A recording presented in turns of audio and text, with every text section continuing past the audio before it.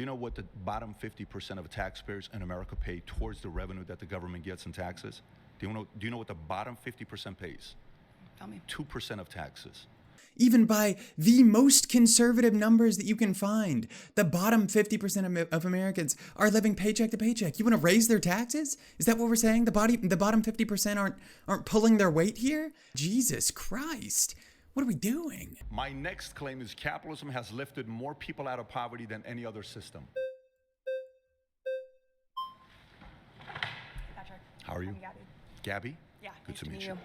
So I would argue that governments have actually lifted the most people out of poverty. If you look historically, we look at China, for instance, had the... Yes, China, thank God. I was wondering if she was going to bring this up. Glorious leader Xi has lifted, I believe the number is 800 million above the poverty line in the past 15 years. The most significant poverty reduction in all of human history. They pulled 800 million people out of poverty using state-owned enterprises and state centralized planning. Let her cook. They did work with the capitalist system, but they did it, most of it was done through state-funded infrastructure, education, and contributing to strong literacy programs, redistributing the wealth. I think that my other argument would be that there hasn't been an opportunity for alternative systems like socialism to pull enough people out of poverty. So we look at examples. There hasn't been? There hasn't been enough opportunities for them to succeed. And so when Why we do you say... think that is? Okay, I'm going to snipe this a little bit. He's going to bring up a lot of Latin American socialist countries. He's going to say that countries like Venezuela, countries like Cuba, exhibit extreme levels of poverty. And the moment they got a socialist leader in power, the country was overthrown. The country was destabilized. The country was plunged into war. I wonder why that was. They call it the good old CIA award. The moment you democratically elect a socialist leader, the CIA comes in and destabilizes your country because the United States views what those countries are doing as a threat to the American way of life. Because our capitalist system inherently relies on the exploitation of those countries. And he's going to say that it just doesn't work. It magically failed. We'll see how she counters it. I think that is partly because of the U.S., and I think because capitalist forces and global market insecurities have sabotaged these attempts to do socialism. So we look at an example in Chile in the 1960s. They elected a democratic socialist, and he proposed literacy reform, wealth redistribution, land reform, and all of that was a threat, obviously, to the United States because McCarthyism was on the rise at the time. And so instead of allowing Allende to have a chance with that, the U.S. Orchestrated a CIA-backed coup to take over and to have a military dictatorship that led the country instead of Allende, who actually was having a lot of success in reducing the poverty rates before the U.S. interfered. And so I think we look at other parts of Latin America, like Venezuela, for instance, and we see the same thing. We see that the U.S. has interfered several times. So a lot of different cases here. So Sure. Thank you for that. Of So course. let's go China first. Okay, so when you say China was able to recover and because they use state-funded, nationalized systems. So in 1978, Xiaoping, the leader of China, went to Japan. He saw what was going on with Japan for 2 decades. Every year, their GDP was growing by 15%. The economy was doubling pretty much every 4 years. Sure. They go over there, they say, we got to find a way to compete with Japan. How do they have fewer people, but they're beating us? They sit down with their leaders after a few drinks. Eventually, they say, how did you fix your economy to be growing the way that it is? A capitalistic society that they had in Japan. They asked the question from Xiaoping, the prime minister Fukuda, asked the question, how many banks do you guys have in China? He says, we have one bank. He said, it's a nationalized bank? He says, yeah. That's it? Yeah. How many loan officers do you have? Not many. You want to compete with one bank? Yes. He says, if you want to compete with us or others, here's what you have to do. You need 5,000 banks with 35 branches, with 30 loan officers. That's a total of 5.25 million loan officers and a population of 600 million people that are living there. You do that every week. You take 10 applications with these loan officers for small business owners, and you allow the small business owner to compete. They did that. China started competing. By the way, in America in the 1920s, we had around... Okay, What we're talking about here, first of all, I don't know the validity of any of those claims. It seems baseless. For one, after World War II, the Japanese economy was almost entirely propped up by the United States. We wanted a capitalist force in Southeast Asia to combat the growing spread of Chinese communism and what we called the Red Wave, I believe. But what we're talking about here, when we're talking about capitalism versus socialism, lifting people out of poverty, is on the macro level. He's going to try and bring it back down to socialism means no competition on the individual level. Socialism means no more small businesses. Socialism means no more mom and pop shops. That's not true. That's not true at all. China has a command economy, and they have competition on the micro level. And pretending like those two things are antithetical to each other is ridiculous. And I feel like that's the angle he's going to take here. Also, just to point this out, classic debate strategy. You see that you're going to lose this argument, right? Like she is cooking his ass. So he is throwing out rapid fire series of numbers about the development of Chinese banks in the 1970s that she's going to have a hard time responding to. The way you deal with this in the debate is you just try and bring it back to the central point, right? Like you don't entertain him going off on this tangent because there's no reason to be talking about this when we're talking about macro economies. On 30,000 banks, when we were really, competing in a marketplace. In the 80s, we ended up having around 14,000. Today, we only have 4,100 banks in America. That concept of allowing just one bank to compete, it's not going to work. China takes on the idea from Japan. If I can interrupt you, I think that they start growing with certain capitalistic philosophies. I think you're thinking about this in very capitalist terms, which makes sense. You're a capitalist, but because it works. That's the idea. Because it's produced the results. You're only thinking about these scenarios in a situation where market mechanisms are in place, and this is the problem that I have with so many capitalists: is they can't exit their worldview and try to see a world where socialism could be in place because they don't understand the untapped potential of socialism. And I'm a democratic socialist. I think that we need to build forward towards that with reforms, and I think we need to work with the government. I don't think that we should abandon the state. I also don't think that we should give state elites the complete control over society. I do think that we should work with the state to instill these reforms and then eventually erode capitalism. But unfortunately, socialism has had hundreds of years in terms of to produce results, and it hasn't worked. Do you know why it doesn't work, though? It has worked. That's what she was saying. It's worked in China. I mean, what's his argument here? Oh, China diversified their banking system. That makes them a capitalist country. Like if she pressed him on this and said, is China capitalist? I think he would say no, absolutely. They've utilized capitalist mechanisms, but they objectively have a command economy. What the fuck is he talking about? Sabotage. It's been sabotaged, or it's because it forces people to do something they don't want to do. Does capitalism not do the same? No, capitalism gives you There's 7 million people in this country who have to work multiple jobs just to get by. I have to work multiple jobs for a season. They're forced to do that because either they do that or they starve. So if the options are to work or to starve, that's not freedom, that's economic coercion. Respectfully, if you do that for a period of your life, I understand it.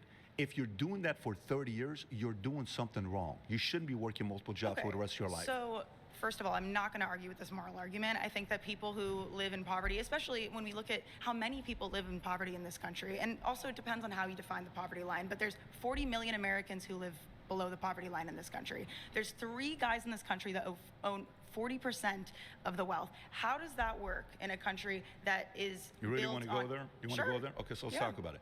So when we talk about the rich people at the top, okay, and you say, well, the rich don't pay enough taxes.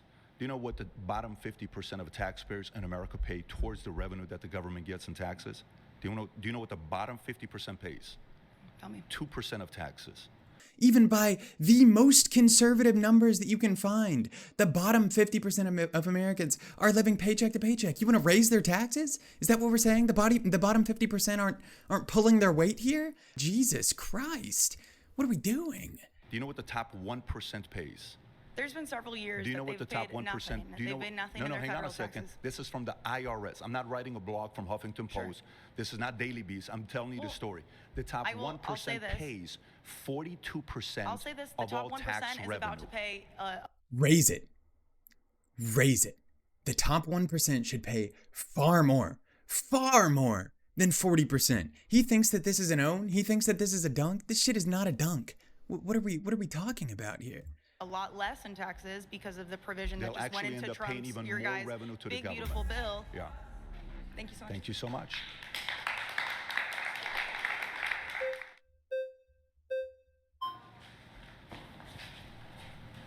That was fast. Hi, I'm Anne. Anne, good to meet you. Nice to meet you. So I do want to address part of the claim about poverty, but I also want to address what you brought up about like paying taxes. You said the top 1% pays a large amount of taxes. The problem is that the bottom 2 quintiles can't pay taxes because they quite literally have no wealth.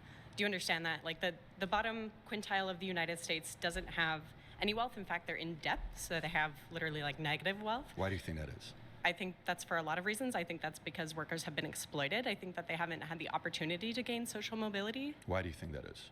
Because of exploitation.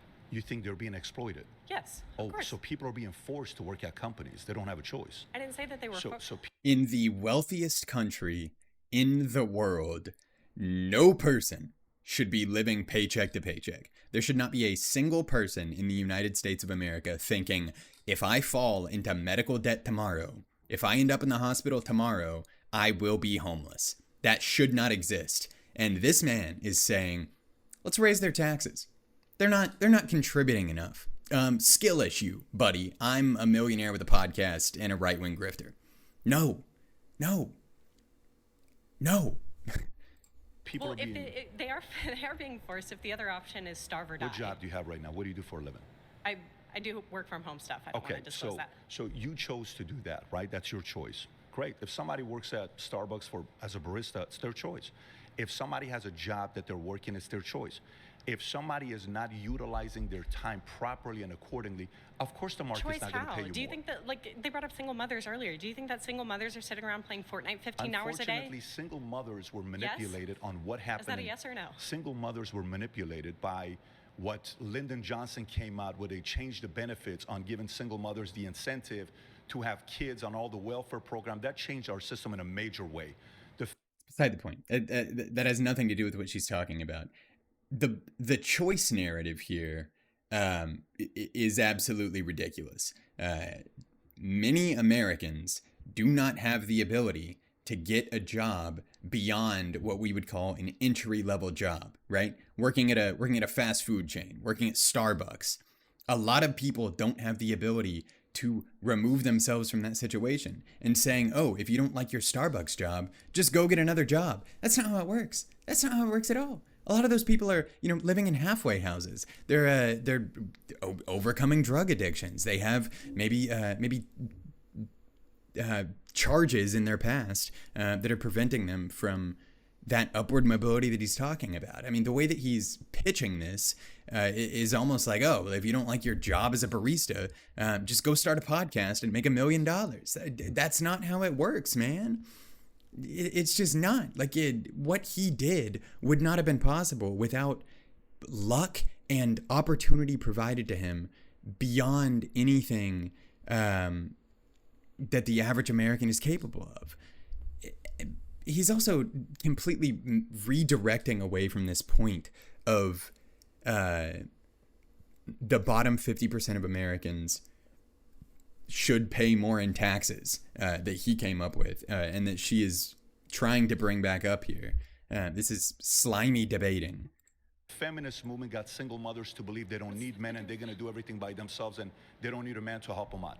This division that's happened between us caused many people to be in the situation that they're most at. Most households are 50-50. They're closer to 50-50 today, so that has nothing to do with feminism. Not Feminism didn't just convince women because they're too stupid to think for themselves. Feminism was one of the worst things that happened in America because it pinned men against women. Do you think that women are so stupid that they've been brainwashed? Okay, so you don't think that they've just fallen into this feminist propaganda? You don't think they're idiots? No, I don't think that, but I do think people can be manipulated but they're and not brainwashed. stupid enough to do that because the majority of people are splitting nearly towards 50-50. There are so many people that bought into a philosophy that stole decades away from their lives. Decades away from their lives because they bought into an idea that didn't produce the results.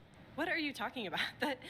I'm talking about capitalism is the best economical system that provides the best results for people. But we can't just jump back. He's stumbling. He's floundering. She hasn't even brought up a point yet, and he is floundering. That's crazy.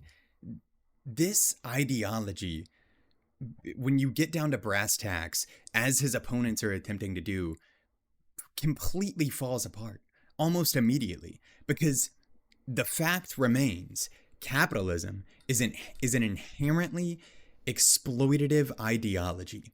He's okay with that. He's fine with that because he's on top. They are not okay with that. And there's no argument to be made there on, facts and figures. This is a completely moral issue of if you think that's okay. And he's struggling to find a way to say, I just think that's okay, without coming right out and saying it. Back and forth between claim to claim to claim. So the claim about feminism brainwashing people into being single mothers, how does that work? I didn't. I said feminists originally brainwashed women to believe men are the enemy. That led to where we are today. Last week report came in. Single mothers? Yes, in many cases, because they don't need men. Do you have evidence for that? 100%. You really think a single mother wants to be a single mother? Absolutely, we have evidence of that. You think the single mother making minimum wage down the road, like working for some grocery store, having to take care of all of her children, is just like, I just don't need a man. I just want to be independent. What percentage? I'll live in abject poverty to be independent. What percentage of the U.S. revenue that we get in you think we use for entitlement programs? What percentage? I don't remember the exact percentage. What do you think the number is? So we bring in $4.9 trillion. But it's far less than what we do in private spending. We bring $4.9 trillion in, okay? The U.S. revenue comes in.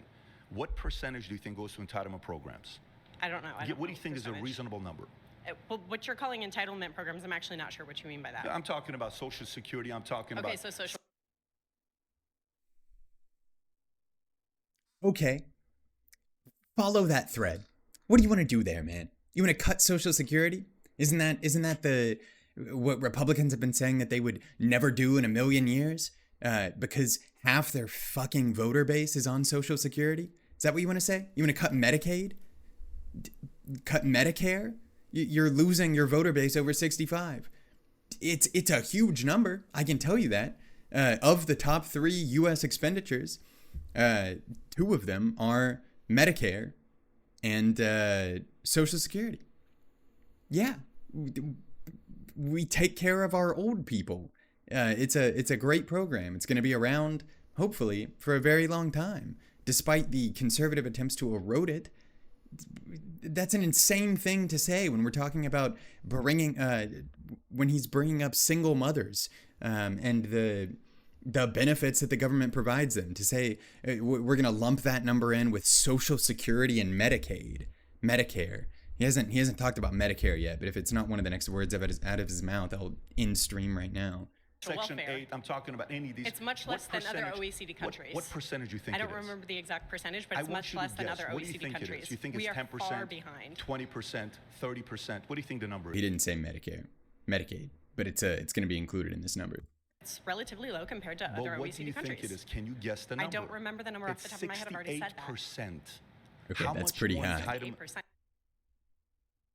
Social Security and Medicare. Obviously, man. Obviously. It's the government's biggest expenditure because we have to take care of our old people. What's the argument here? How did capitalism versus socialism end up with this? How did we end up here from capitalism has lifted more people out of poverty than any other system? I mean, what he's talking about is a social democratic system. Social Security, taking care of old people. They're getting a check every month, but they're not working. Okay, in the interest of time, I'm going to cut it off there. If you want to see the rest of it, it is up as a VOD on my Twitch page. Or subscribe. If there are enough people that like it, I will upload the rest of the video. Thanks for watching.